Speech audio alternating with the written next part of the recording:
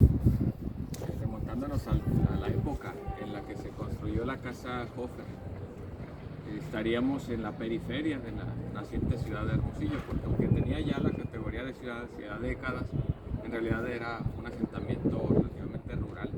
Entonces esta parte que le llamamos centro histórico no era tal en ese tiempo, era un área periférica. Y por ese motivo fue que en este sitio, donde se ubica la Plaza Bicentenario actualmente, se construyó la cervecería de Sonora, es decir, un área industrial para ese tiempo, como también lo era la 5 de Mayo, el Mariachi, esas eran las áreas periféricas. Y fue por eso que aquí se construyó la cervecería de Sonora, no porque se pensara que estuviera a unos cuantos metros del Palacio de Gobierno, que pues en ese tiempo, aunque ya existía el edificio, se había construido como un instituto científico y literario, la primera universidad de Sonora. Entonces no era pues el sitio de sede del poder en ese momento. Y eso es importante considerar por el hecho de que aquí se dispuso la construcción de la cervecería en este lote y por lo tanto la casa al frente, que fue propiedad originalmente del socio mayoritario de la primera conformación de la empresa. Estaba constituida por dos alemanes, George Gröning y el doctor Alberto Hofer, más tres socios hermosillenses. Uno de estos socios fue el que aportó el terreno para la cervecería, esa fue su aportación. En ese momento ya existía una hielería, una pequeña fábrica de hielo en este lote. Y entonces él aportó el terreno, no había nada más en esta área. Entonces Alberto Hofer y George Gröning se conocen siendo alemanes por mera coincidencia. Se conocieron en el caso del doctor Alberto Hofer porque él hizo su servicio social en Arizona, estudió medicina en Colorado, siendo originario de Alemania. Entonces en una ocasión un amigo lo invitó a conocer Sonora, llega a Hermosillo y conoció a la mujer de la que se enamoró y que fue su esposa. Fue por ese motivo que él llegó hasta Hermosillo y se quedó. Y el caso de George Gröning fue porque él estuvo viendo sitios donde poder invertir. Entonces, coincidencia, acá se conocieron, crearon la fábrica y bueno, quien era el socio mayoritario era George Gröning y él fue quien mandó construir la casa en 1904. Digamos que con las obras de rehabilitación se reincorpore. No es el 4, el número original. Sí. Y el año pasado, porque todavía hace poco estaba. Sí, hace prácticamente 2 meses. En el día dice de link que iba a estar. Bien. Entonces fue en realidad George Gröning quien mandó construir esta edificación como su casa, habitación. Se lo encargó al ingeniero Plutarco Díaz, por ahí se observa su nombre, maestro Plutarco Díaz. En 1904 se construye la casa y hacia 1910 George Gröning vendió sus acciones y la casa habitación al doctor Hofer. No se sabe qué tanto tiempo más siguió viviendo en Hermosillo, pero a partir de 1910 fue que aquí se asentó la familia Hofer, hasta principios de los años 80, aproximadamente. Hasta principios de los 80 todavía vivían aquí. Sí, sí, pensábamos que tiempo atrás ya la habían desocupado y vendido al gobierno estatal, pero una visita reciente de hace unos meses apenas nos comentó que a principios de los 80 le tocó visitar aquí como parte del trabajo de su padre. Se trataba de un proveedor de cristales de la casa. Si recuerdan, la casa tiene cristales por todos lados, las puertas, ventanas. Entonces tenían un solo proveedor. El hijo del proveedor, que era el ayudante del señor, fue quien nos visitó hace poco tiempo y él dio el testimonio muy interesante de que a principios de los 80 todavía vivían los Hofer. Pero no solo eso, algo que tiene que ver incluso con el estado actual del edificio. La planta alta era habitada por el personal de servicio, por la llamada servicio. Y en el pasillo de la planta alta había duela. No estaba, por supuesto, el piso que tenemos actualmente, que es de vitropiso sobre una placa de concreto, sino que estaba la duela original en muy mal estado. Entonces, viviendo aún los Hofer, ya había falta de mantenimiento a la casa. Y esto pues incide con esos tiempos, en que se requieran aún mayores intervenciones.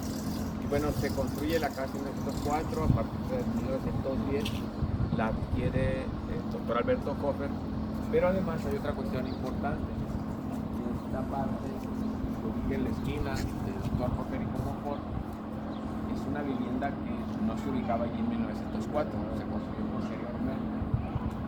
Y a mediados del siglo, la familia Hofer archivó esta otra casa y las fusionó. Estuvo habitada antes. Sí, estuvo habitada. Vivía allí, era una señora, en los últimos tiempos era una propiedad aparte.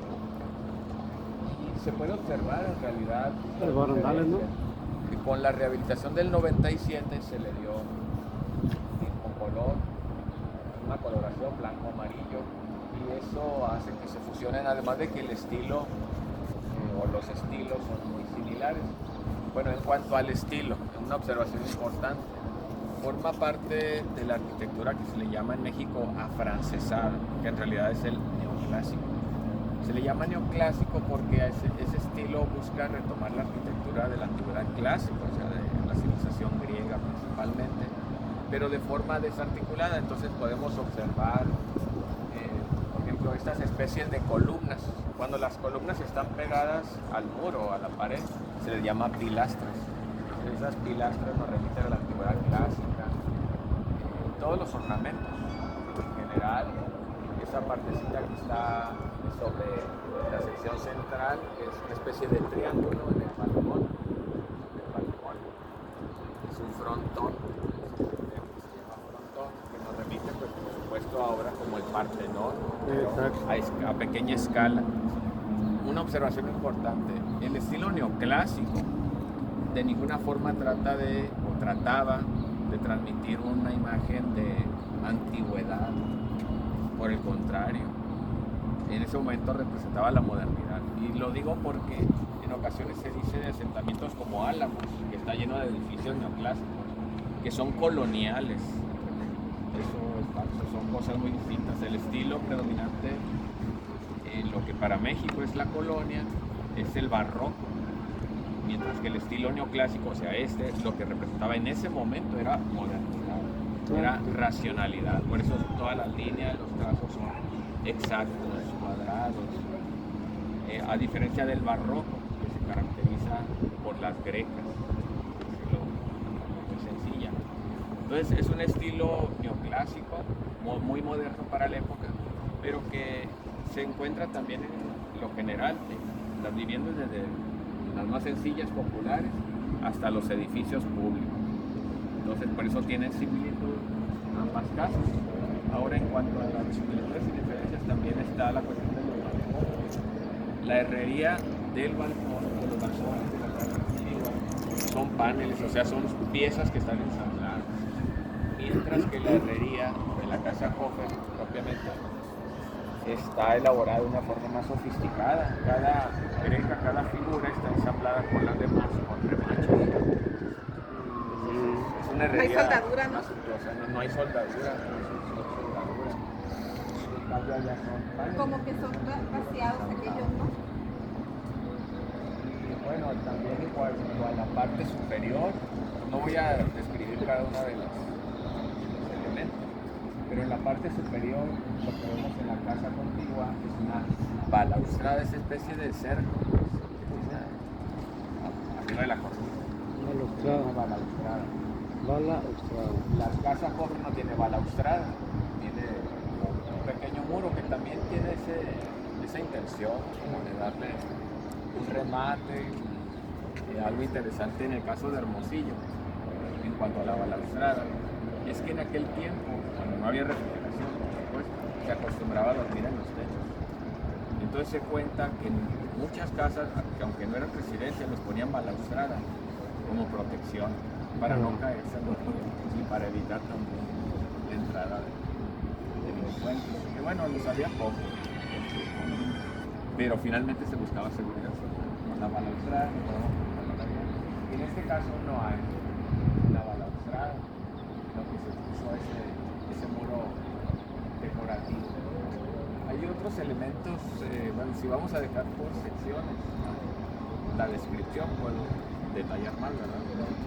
Entonces, por darles un ejemplo más de lo que es la arquitectura neoclásica en función del estilo clásico, de la antigua clásica. Se puede ver en varias partes de la fachada, sobre todo, por ejemplo, aquí arriba de estos balcones y en la parte superior, arriba de la cornisa, se ven muchos cuadritos.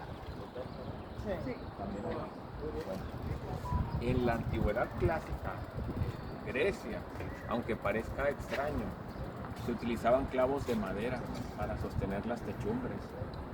Con el paso del tiempo, de los siglos o milenios, estos elementos se convirtieron en decorativos.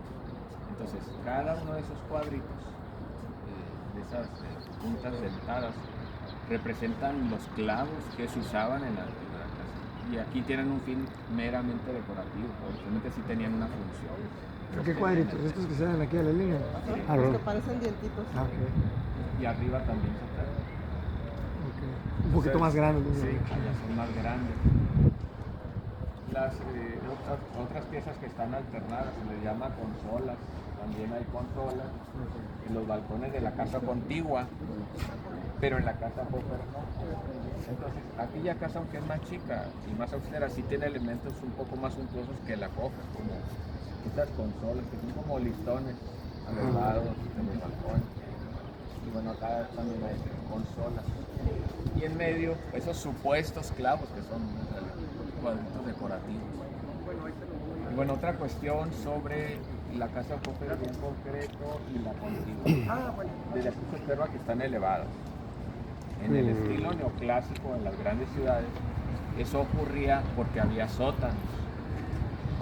Si recuerdan, o si acaso han visto, en ciudades como Guadalajara, Querétaro, Ciudad de México sobre todo, hay ventanas en la parte baja de los balcones, porque abajo hay sótanos, y esas ventanas tenían como finalidad que se ventilara el lugar, por higiene y también por mantenimiento de la duela. Estaba sostenido en los pisos en madera.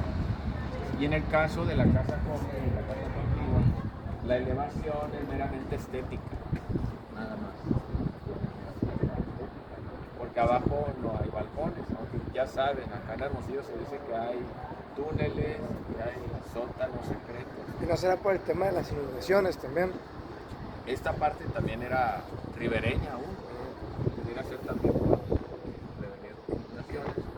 Y claro, bueno, en el caso de esta construcción sí se permitía pues, ese recurso, pero muchas casas de la Centenario seguían teniendo pues, ese problema y hasta la fecha, ya no por las avenidas del río, pero sí por lluvias. Por las calles que no Entonces, tienen sí están fluidez. construidas a ras del suelo. Por la calle también se convertía en... Hello, Felipe. ¿Qué onda, guerra? Muy bien. Bienvenido. Entonces, esta elevación en este caso es estética, aunque pudiera ser funcional, como bien menciona, por este problema que había en cuanto a las avenidas del río Sonora, pero además debemos considerar lo siguiente. Hermosillo en ese tiempo estaba cruzado por acequias y arroyos, entre naturales y artificiales.